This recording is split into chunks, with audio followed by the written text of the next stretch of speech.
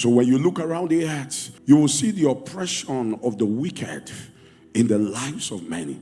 He said, I return and consider all the oppressions that are done under the sun and the tears of such as were oppressed, but they had no comforter. So when you look around the world, you can literally see the tears of many that are oppressed. Many that are carrying the yoke of sin, because sin is an oppression of the devil.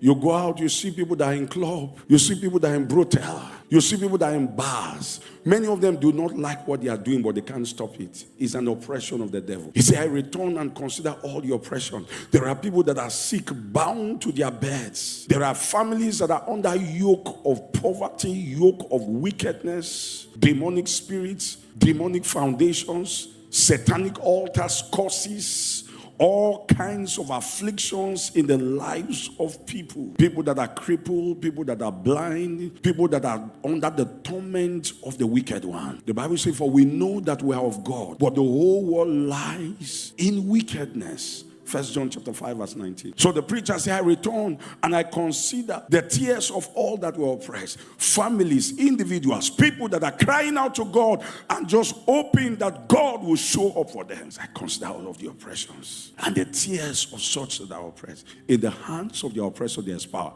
So the reason why the oppressor can oppress them is because he has power.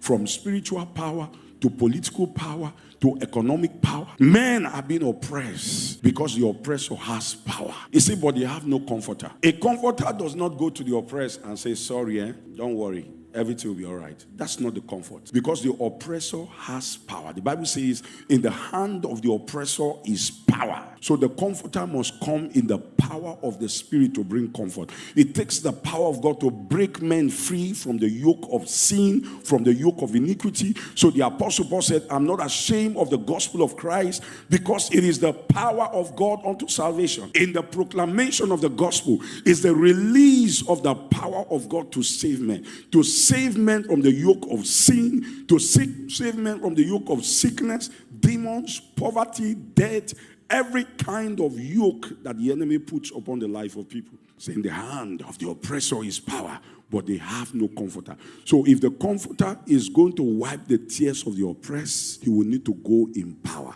It takes power to bring men out of oppression.